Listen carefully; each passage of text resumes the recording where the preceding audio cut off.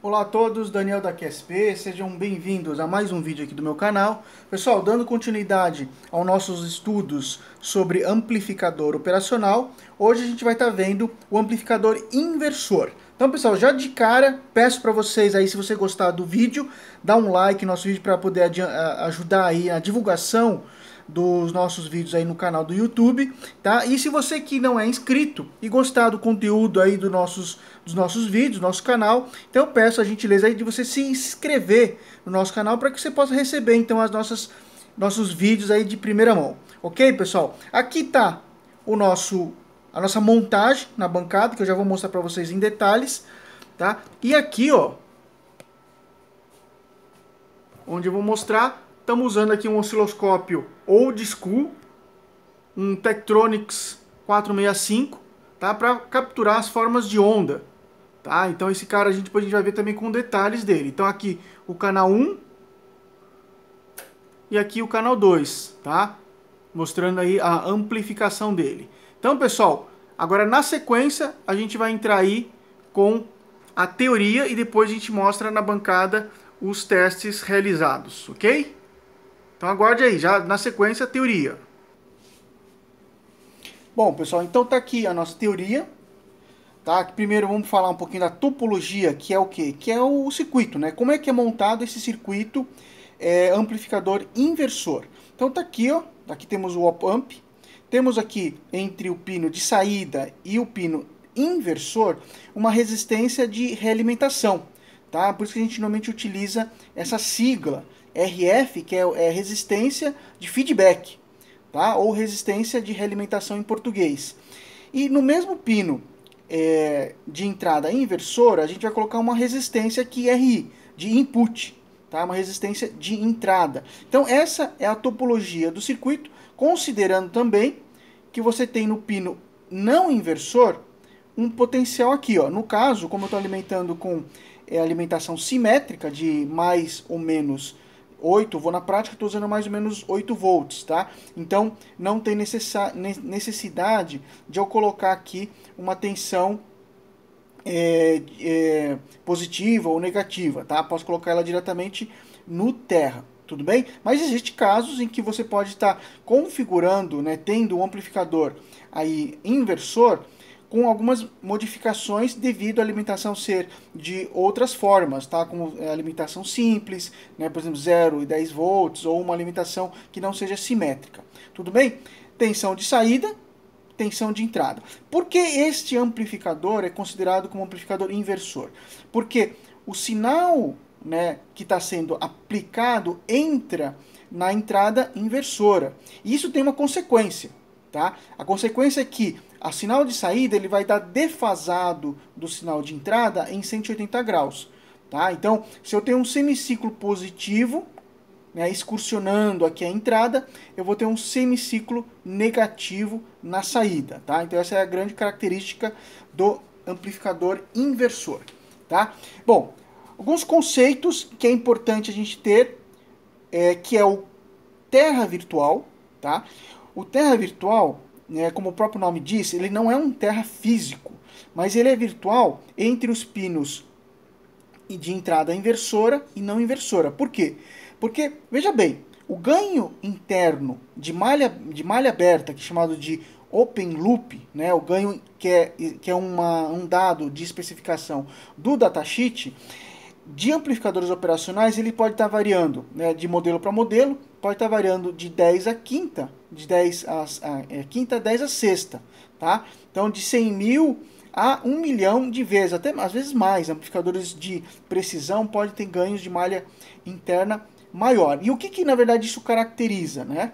Quando a gente está trabalhando, por exemplo, então, com um amplificador operacional, a tensão de saída ela vai ser o produto, né, da tensão diferencial vezes esse ganho, tá? Esse ganho de malha aberta, tá? O ganho interno do amplificador operacional, tá? Então vamos imaginar que eu esteja trabalhando com uma tensão de alimentação de mais ou menos 10 volts, tá? Que é o caso aqui, né? Na prática está usando mais ou menos 8, mas para a gente poder facilitar as contas aqui e o aprendizado de vocês, vamos considerar mais ou menos 10 volts. Tá? Então, se eu estou trabalhando dessa forma e eu vou considerar um amplificador operacional ideal, tá? O que a gente pode considerar? Pode considerar que a excursão do sinal de saída vai ser mais ou menos 10 volts, tá? Isso considerando um amplificador ideal. Na prática, isso não acontece, tá? Então, mais ou menos 10 volts é a excursão do sinal, tá? Se eu tenho um amplificador que tem um ganho de malha aberta, um ganho interno de 10 a sexta, tá? Ou seja, 1 milhão de vezes, qual que vai ser, então, a tensão diferencial necessária para que eu possa excursionar toda a minha faixa do amplificador operacional? É você pegar a excursão, né, de mais ou menos 10 volts, que é a alimentação dele, dividido pelo ganho de malha interna, tá? O ganho interno dele. Se a gente fizer isso, a gente vai chegar em 10 microvolts. Ou seja, significa que se eu aplicar aqui uma tensão, né, da ordem de 10 microvolts, de mais ou menos 10 microvolts, eu vou ter uma tensão de saída de mais ou menos 10 volts, tá? Tudo bem? Isso devido ao ganho interno, tá? Então a gente teria aqui, desculpa aqui, pessoal, ó, aqui a gente teria, então, o que? Uma onda senoidal, né, da tensão diferencial, tensão que está entrando aqui na entrada diferencial do meu amplificador operacional, tá? De mais ou menos 10 microvolts, tá? Então, 10 microvolts positivo e 10 microvolts negativo. Aqui, ó, a gente tem um gráfico, tá? Lembrando, pessoal, que eu vou escanear essas folhas, né, aí da teoria, e vou deixar para vocês fazerem o download aí, tudo gratuito, tá? Então, vai estar aí na descrição do vídeo o link para vocês poderem fazer aí o download dessas especificações, tá ok? Então, olha só, se eu tenho, né, a gente pode considerar assim, então, tem um gráfico, né, onde aqui o eixo X é a tensão diferencial e no eixo Y a tensão de saída. Então é um gráfico que representa a função de transferência, tá? Então olha só, a gente tem idealmente aqui uma reta, tá? Que é a ideia do amplificador operacional, então ele ser o mais linear possível, tá? Isso, se eu tiver realmente uma reta perfeita, o sinal de saída ele não será distorcido, né, em relação ao sinal de entrada, tá? Então a gente tem aqui uma reta e quando está aqui próxima dos 10 volts, ele vai ceifar tanto para o lado positivo como para o lado negativo, ou seja, ele não consegue passar dessa tensão de alimentação. Por quê? Porque ele vai cortar, né? Ele não tem como ele ter uma tensão maior do que isso. Então, no caso, idealmente, para uma tensão de saída igual a mais 10 volts, eu vou ter que ter uma tensão diferencial de mais 10 microvolts. No caso de uma tensão de saída de menos 10 volts, eu vou ter uma tensão de entrada de menos 10 microvolts, ok? Bom, aqui, preparando aqui a folha, a gente tem o seguinte, ó, né, o nosso circuito, agora visualizando as correntes, tá? E considerando então esse terra virtual. Por quê? Como eu falei para vocês, a tensão, para eu poder ter uma tensão aqui na saída de mais ou menos 10 volts, eu tenho que ter uma tensão muito pequena, de 10 microvolts. Então, 10 microvolts, pessoal, é muito pequeno. A gente pode considerar a critério de análise do circuito como sendo 0 volts aqui. Então, se eu tenho, né, aqui na entrada não inversora eu tenho 0 volts e na entrada inversora eu tenho 10 microvolts, então é muito pequeno. A gente pode considerar que a entrada, a critério de análise, que a entrada inversora ela está no mesmo potencial que a entrada não inversora, ou seja, 0 volts. Então eu tenho, na verdade, aqui o que a gente chama de terra virtual, né? Aproximadamente 0 volts aqui. E desta forma, se a gente aplicar a lei de Kirchhoff das correntes, né, a KLC, a gente vai fazer o seguinte, ó, a gente pode dizer que tensão de entrada menos 0 volts, ou seja, essa tensão que está aqui, menos 0 volts, dividido pela resistência RI, tem que ser igual, tá vendo, ó, a 0 volts menos a tensão de saída dividido pela resistência RF, tá? Precisa ser dessa forma, porque a gente sabe que essa tensão é igual a essa outra aqui, ó. Tá certo? A diferença aqui, ó, a corrente, como aqui, ó, na entrada inversora a gente tem, né, uma impedância muito alta, tá? Aqui é uma impedância muito alta aqui na entrada inversora. Então, a gente não pode considerar que está passando uma corrente aqui, ó. A corrente que passa por esse circuito com resistor, a corrente é muito maior do que a corrente de polarização interna do nosso amplificador operacional. Então, por isso que a gente consegue fazer essa análise dessa equação aqui, ó, tá? Considerando que a corrente aqui na entrada inversora, ela é, então, uma corrente muito pequena, tá? Em comparação à resistência, à corrente de entrada e à corrente de realimentação, tá? Se a gente rearranjar essa fórmula, né, e a gente vai fazer o seguinte, a gente pode querer achar a função de transferência, que é o quê? Que é a tensão de saída dividido pela tensão de entrada, tá? Usando essa equação que eu deduzi aqui, ó, eu vou ter que a tensão de saída sobre a tensão de entrada vai ser menos a resistência de realimentação pela resistência de entrada, tá? Esse sinal menos aqui, ó, ele impõe o quê? Uma defasagem, tá? Então ele representa, na verdade, uma defasagem lá na forma de onda, né? Se eu estou entrando com um semiciclo positivo, na saída eu vou ter um semiciclo negativo, tá ok? Então, seguindo agora para a nossa última folha, já vamos depois para a teoria, para a prática na bancada, a gente tem isso aqui, ó, tá? O circuito que eu estou propondo vai ser colocar uma resistência aqui de 10K, uma resistência de realimentação e uma resistência de 1K como resistência de entrada, tá? Então a gente viu lá na teoria que o ganho vai ser o quê? Essa resistência dividido por essa, né? Menos essa resistência dividido por essa, negativo, tá? 10K dividido por 1K vai dar 10. Então vai dar o ganho do meu amplificador vai ser menos 10, tá certo?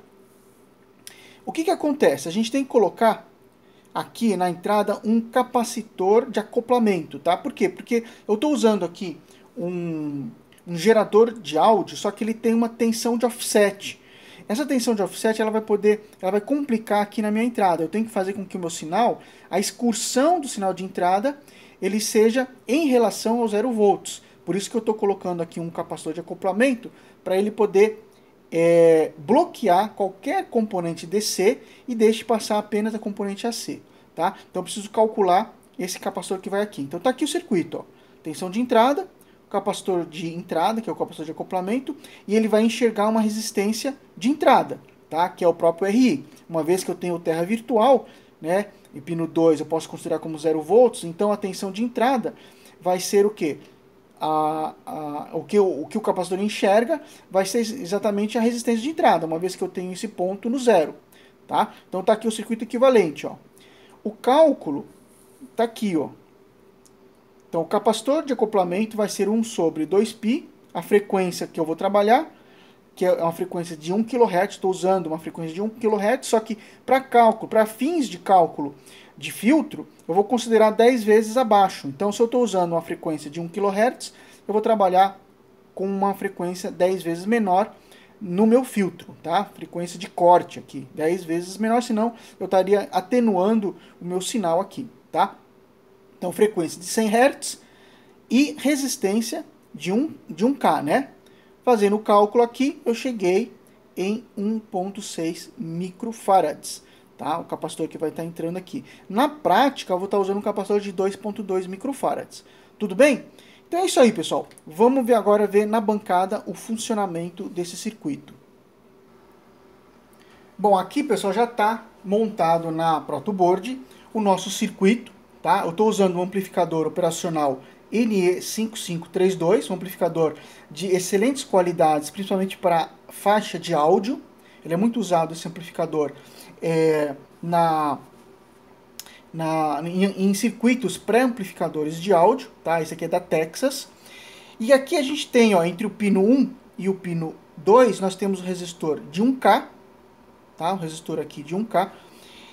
Esse resistor, tanto de realimentação como resistor de entrada, eu coloquei resistor de 1%, tá? Deixa eu aproveitar aqui, ó.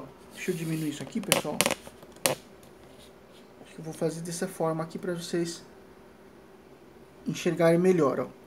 Tá? Então estamos aqui, ó. Esse cara é o NE5532. Temos aqui o resistor, ó, de realimentação de 10K e aqui o resistor de 1K. Tá? Alimentação de mais 8 e menos 8 aqui. E o pino 3 está no terra. E aqui a gente tem, ó, o capacitor de acoplamento de 2.2 microfarads. Na teoria nós calculamos 1.6, só que eu não tenho, o mais próximo vai ser de 2.2, tudo bem? Ok, vamos dar uma olhadinha agora na forma de onda de entrada e depois de saída, tá? A gente já viu no cálculo lá que ele tem que amplificar 10 vezes, tudo bem?